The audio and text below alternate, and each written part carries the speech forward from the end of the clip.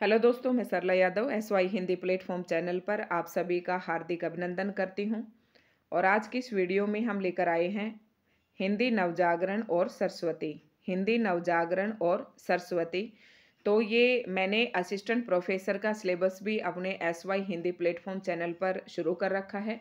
जैसा कि आपको पता है कि अभी हमारे हरियाणा में असिस्टेंट प्रोफेसर की वैकेंसी बहुत ही जल्दी आने वाली है। फरवरी एंड में तो मुश्किल है, बट मार्च में पूरी संभावना है कि हमारी असिस्टेंट प्रोफेसर की वैकेंसी आ जाएंगी। तो असिस्टेंट प्रोफेसर का सिलेबस जब इससे पहले जो भर्तियां आई थी 1535, उस समय 1535 जो वैकेंसी आई थी, उस समय जो असिस्टेंट प्रोफेसर का जो सिलेबस वेबसाइट पर था, मैं उसी सिलेबस के अकॉर्डिंग यहाँ पर पढ़ा रही हूँ। तो अगर जब हमारा नया सिलेबस आएगा तो ये तो है नहीं कि पुराने वाला बिल्कुल नहीं आएगा, क्योंकि असिस्टेंट प्रोफेसर का जब हम एग्ज़ाम देंगे तो हिंदी साहित्य ज़रूर पूछा जाएगा और हिंदी साहित्य कभी बदलने वाला है नहीं। तो हिंदी साहित्य को हम पहले से ही पढ़ लेते हैं। रही बात UGC नेट और एसटेट और जो DSSB TGT वालों का, तो अपने आप ही हो जाएगा, इतने हाई लेवल का हम यहाँ पर पढ़ा रहे हैं।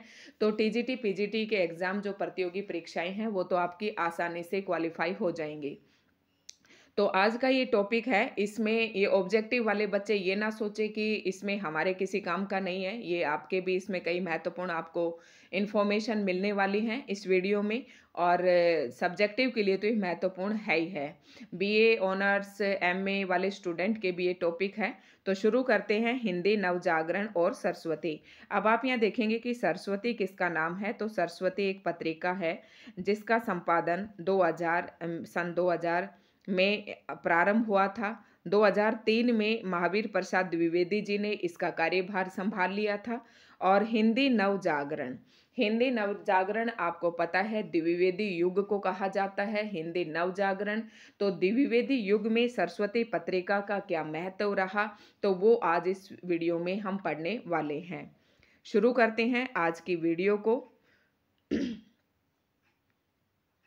हिंदी साहित्य के इतिहास में आधुनिक काल वस्तुतः जागरण का संदेश लेकर आया।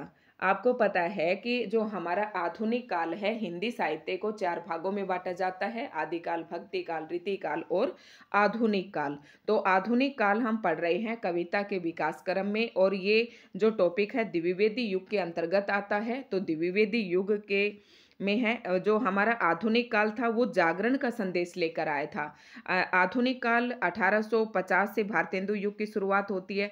तो 1850 से अगर हम आधुनिक काल की शुरुआत करते हैं, तो आपको पता है कि उस समय हमारा देश गुलाम था, अंग्रेजों का गुलाम था। और 1947 में हमारा देश आज़ाद हुआ है।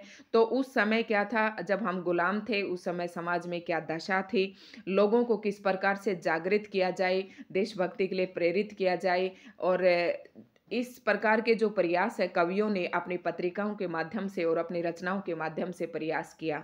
तो इस काल को एक तरीके से आधुनिक काल को जागरण का संदेश लेकर आया था। 1857 में हुए प्रथम स्वतंत्रता संग्राम ने नव जागरण का बिगुल बजा दिया, जैसे कि बता दिया है यहाँ पर। और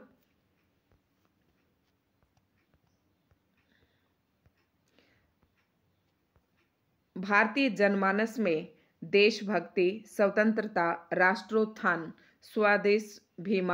स्वदेश अभिमान की भावनाएं जागृत होने लगी। मतलब आधुनिक काल ने क्या किया कि आधुनिक काल के जो कवि थे, उन्होंने अपने कविताओं के माध्यम से भारतीय जनमानस में देशभक्ति की भावना भरना शुरू किया। स्वतंत्रता के लिए लोगों को, स्वतंत्र होने के लिए लोगों को प्रेरित किया। राष्ट्र उत्थान में अपना योगदान देने के लिए प्रेरित किया। और स्वदेश अभिमान, मतलब हमें अपने देश पर अभिमान होना चाहिए, हमें अपने देश से प्यार होना चाहिए। इस प्रकार की भावनाएं जागृत होने लगी। भारतेंदु युग में जहां इनका सूत्रपात हुआ, वहीं द्विवेदी युग में ये पल्लवित एवं विकसित हुई।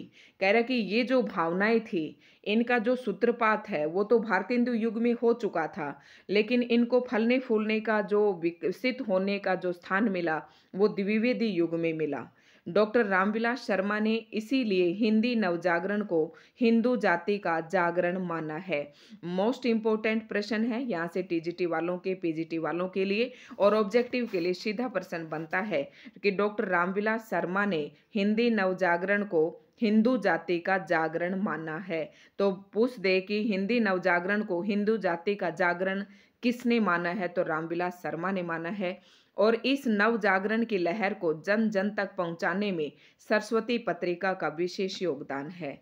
मतलब जो नव जागरण, नव मतलब नया जागरण, सचेत हो तुम, जागो, अब देश को आजाद करवाओ।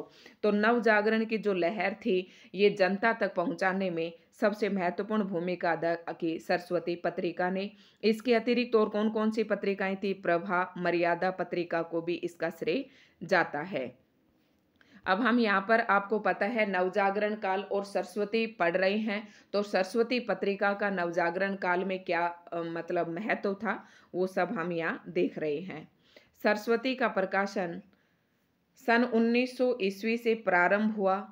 अब ये मैंने बताया था, सरस्वती पत्रिका का जो प्रकाशन है 1900 ईस्वी से शुरू हुआ तथा सन 1903 ईस्वी में महावीर प्रसाद द्विवेदी ने इसका संपादन भार संभाला। ये प्रश्न दोनों ही मोस्ट इम्पोर्टेंट हैं। कई बच्चे ऐसे गलती कर देते हैं कि सरस्वती पत्रिका का संपादन कब हुआ, तो ये 1903 लिख देते हैं। सरस्वती पत्रिका का संपादन या प्रकाशन वर्ष जो था ये 1900 था और 1903 में महावीर प्रसाद द्विवेदी ने इसका कार्यभार संभाला था। द्विवेदी जी ने इस पत्रिका में ऐसे लेखों को प्रकाशित किया जिन्होंने नव जागरण की लहर को प्रसारित करने में महत्वपूर्ण योगदान किया। मतलब द्विवेदी जी जो थे, सरस्वती पत्रिका के अंदर ऐसे ऐसे लेख प्रकाशित करते थे जिससे जनता के अंदर नव जागरण की लहर फैल जाती थी। डॉक्टर रामविलास शर्मा ने अपनी पुस्तक, रामविलास शर्मा की एक पुस्तक है आचार्य महावीर प्रसाद द्विवेदी और हिंदी नवजागरण, तो ये रचना आपसे पूछी जा सकती है कि ये रचना किसकी है, तो डॉक्टर रामविलास शर्मा की रचना है। और रचना का क्या नाम है? आचार्य महावीर प्रसाद द्विवेदी और हिंदी नवजागरण। तो ये रचना रामविलास शर्मा जी की है और इस पुस्तिका में सरस्वती पत्रिका से उद्धरण देकर इस बात को पुष्ट किया। महावीर प्रसाद द्विवेदी से प्रेरणा लेकर तथा उनके आदर्शों को लेकर आगे बढ़ने वाले अनेक कवि सामने आए, जिनमें प्रमुख हैं।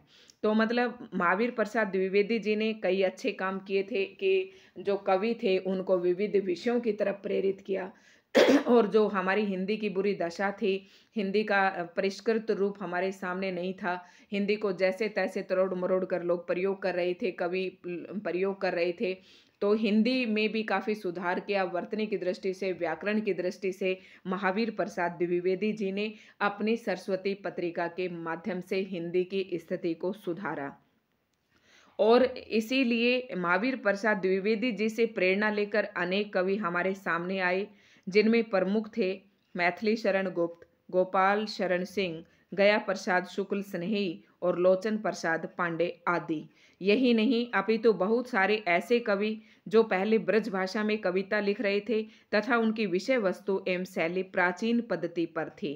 कह रहे हैं कि बहुत सारे कवि थे, द्विवेदी युग में ऐसे बहुत सारे कवि थे जो पहले तो ब्रज भाषा में कविता कर रहे थे और उनकी विषय वस्तु और जो शैली थी वो भी, उनकी पद्धति जो थी वो बहुत पुरानी थी।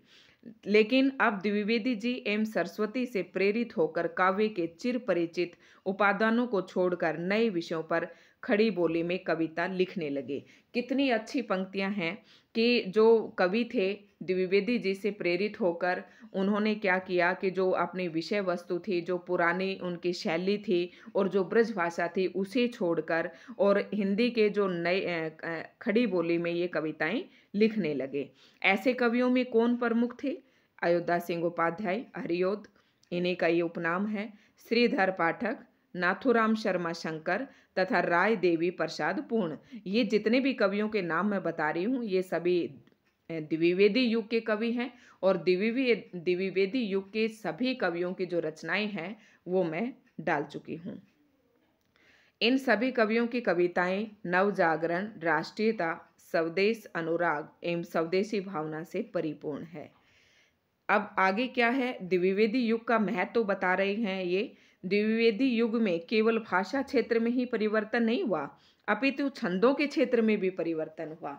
देखो द्विवेदी युग में क्या क्या हुआ, एक तो विविध विषयों का प्रयोग होने लगा काव्य के लिए, विविध विषय। दूसरा क्या हुआ, विविध विषयों में लोगों की रुचि बढ़ने लगी, ठीक है, नायिका भेद को छोड़कर। और दूसरा क्या हुआ कि छंदों के क्षेत्र में भी परिवर्तन हुए, ठीक है। उसके बाद क्या हुआ, भाषा में परिवर्तन हुए और देखते हैं क्या क्या परिवर्तन हुए।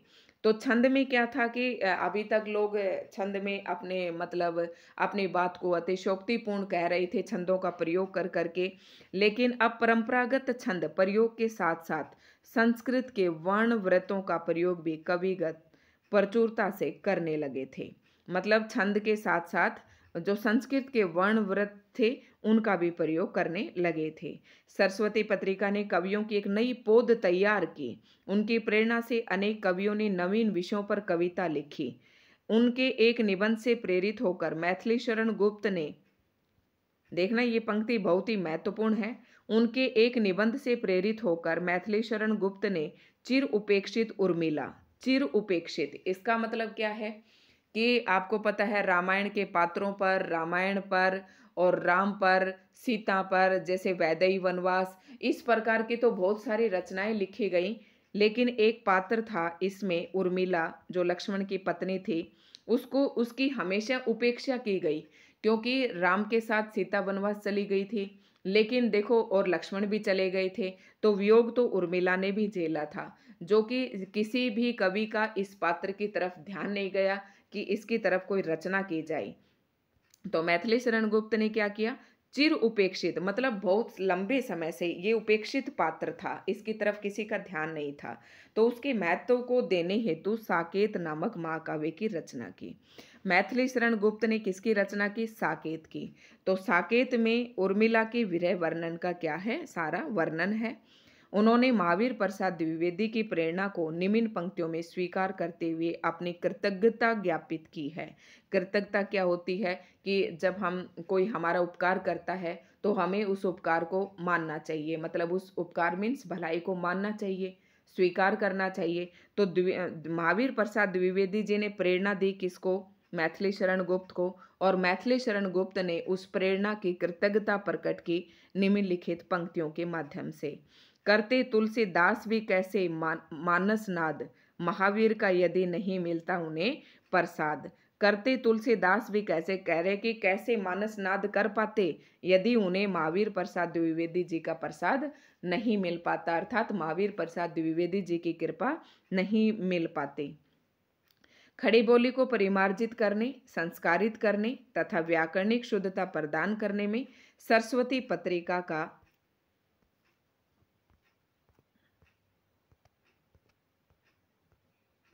अविस्मरणीय योगदान है। सरस्वती पत्रिका का अविस्मरणीय योगदान है किसमें, व्याकरण के शुद्धिकरण में, भाषा के परिमार्जित करने में, भाषा को संस्कारित करने में जो है सरस्वती पत्रिका का महत्वपूर्ण योगदान है।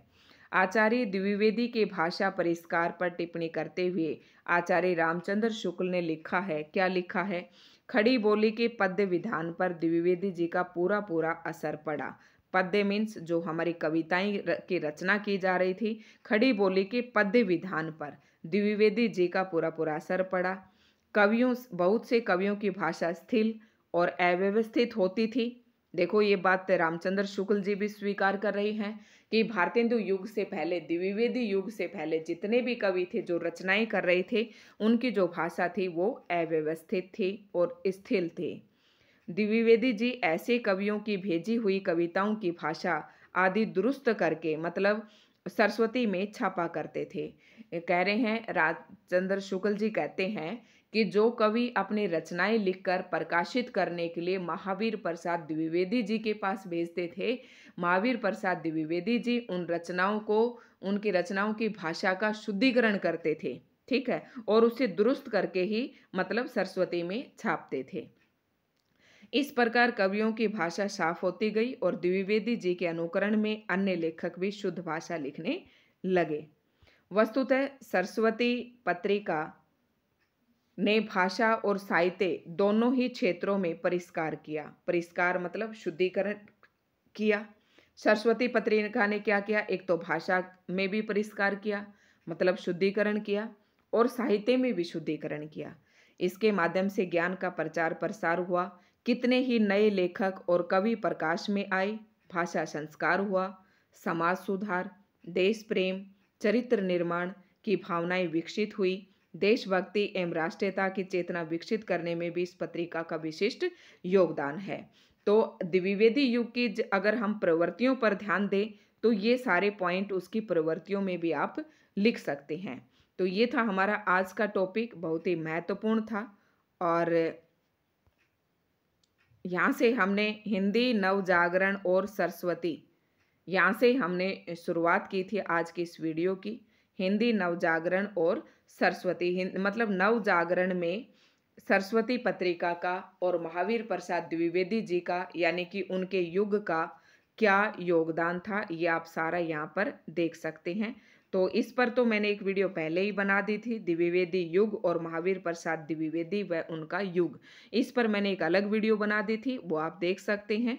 और ये मैंने अलग से वीडियो बना दी है, हिंदी नवजागरण और सरस्वती। अब जो हमारी अगली जो वीडियो होगी वो हमारी होगी राष्ट्रकवि मैथिली शरण गुप्त पर। तो दोस्तों, आपको आज हमारी वीडियो कैसी लगी? अगर अच्छी लगी तो लाइक एंड शेयर करें, और अगर हमारे चैनल पर आप नए हैं तो चैनल को सब्सक्राइब करें और हिंदी साहित्य को हमारे साथ पढ़ते रहें, जो आपके विभिन्न प्रकार की प्रतियोगी परीक्षाओं के लिए महत्वपूर्ण है। धन्यवाद।